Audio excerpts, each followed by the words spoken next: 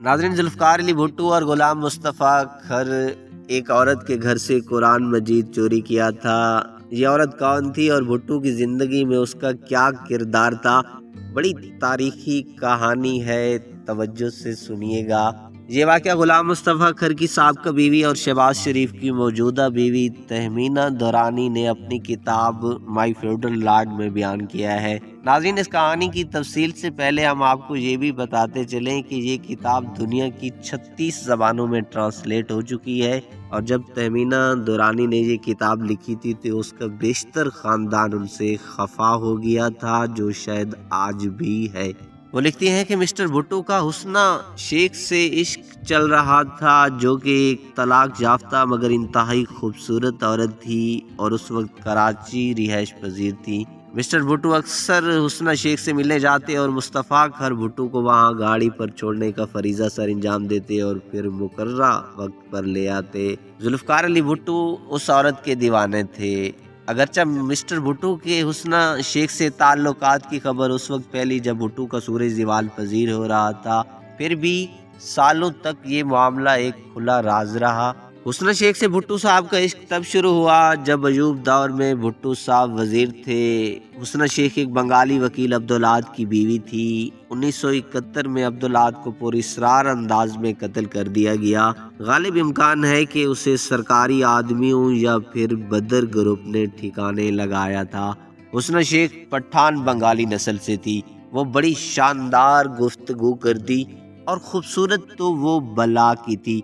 सियासी गहमा गहमी के दिनों में ही भुट्टो साहब का हुस्ना से इश्क परवान चढ़ा।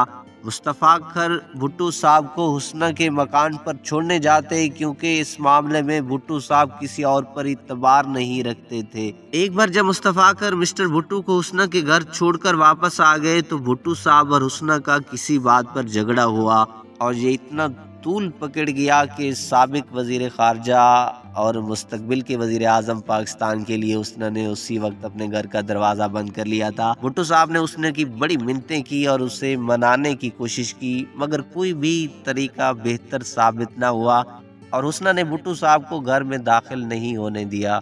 रात के पिछले पार भुट्टो साहब वहां से पैदल चलते हुए 70 क्लिफ्टन तक अपने घर पहुंचे। बाद में उन्होंने मुस्तफ़ा को बताया कि रात को अकेले पैदल वापस आते हुए उन्हें डर था कि कोई भुट्टो को पहचान न ले। फिर भुट्टो साहब जब सदर बने तो उन्होंने फौरन हुस्ना को बुलवा भेजा।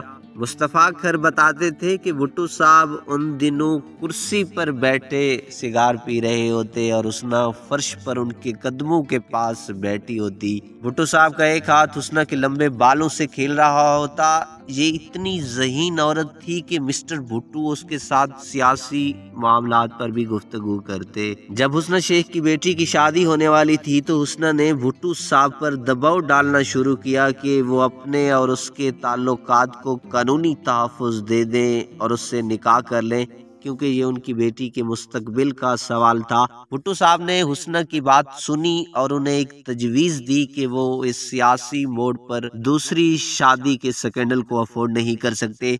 हाँ, इतना कर सकते हैं कि वो कुरान मजीद पर लिख कर देने को तैयार है कि वो हुस्ना को बीवी के तौर पर कबूल करते हैं। हुस्ना ने ये तजवीज़ कबूल कर ली और भुट्टो साहब ने अपने हाथ से उसे कुरान मजीद के एक वर्क पर ये तहरीर लिखकर नीचे दस्तखत कर दिए और हुस्ना मुतमईन हो गई। मगर बाद में जब भुट्टो साहब ने गौर किया तो उन्हें एहसास हुआ कि वो एक संगीन गलती कर चुके हैं और अपनी सियासी जिंदगी और कैरियर को दांव पर लगा चुके हैं। उन्होंने फौरन मुस्तफ़ा को तलब किया और दोनों ने मिलकर ये मंसूबा बनाया कि उस वक्त जब हुस्ना अपने घर पर मौजूद ना हो उसके घर से ये कुरान मजीद चुरा लिया जाए, जिस पर भुट्टो साहब ने तहरीर लिखकर दी और दस्तखत किए थे। मुकम्मल मंसूबा तैयार करने के बाद वारदात डाली गई मगर अनाड़ी चोरों की तरह सिर्फ कुरान मजीद चुराया गया और किसी भी चीज को हाथ नहीं लगाया गया।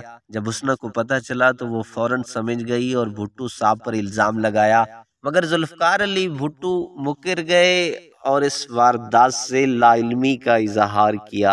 भुट्टो साहब की अहलिया नुसरत भुट्टो भी इन हालात से वाकिफ थी और वो महसूस कर रही थी कि असल इक़्तिदार तो उस औरत हुस्ना शेख की चौखट पर धरा है, जहां अक्सर वज़रा और सरकारी अफसरान दिन रात हाथ बांधे खड़े रहते हैं। اسی وجہ سے ایک بار وہ ذوالفقار علی بھٹو کو چھوڑ کر اپنے وطن ایران چلی گئی تھیں۔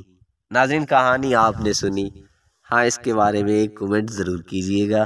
ہاں اگر ابھی تک آپ نے ہمارا چینل سبسکرائب نہیں کیا تو پلیز اس ویڈیو کو لائک اور چینل کو سبسکرائب کرنا نہ بھولیے گا۔